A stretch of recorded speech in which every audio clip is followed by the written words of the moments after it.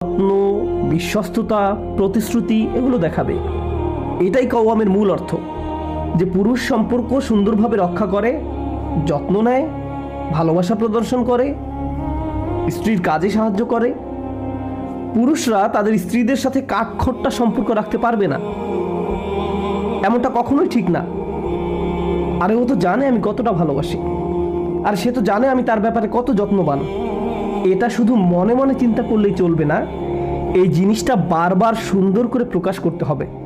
কিন্তু কেন কেন পুরুষদেরকে এই শুধু রক্ষাকর্তা বলা হয়েছে?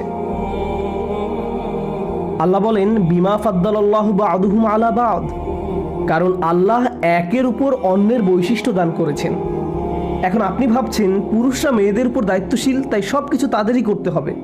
কিন্তু তাই যদি হতো তাহলে আল্লাহ বলতেন, বিমা ফাদ্দালাহুমুল্লাহু আলাইহিন্না, আল্লাহ পুরুষদের স্ত্রীদের উপর কর্তৃত্ব দান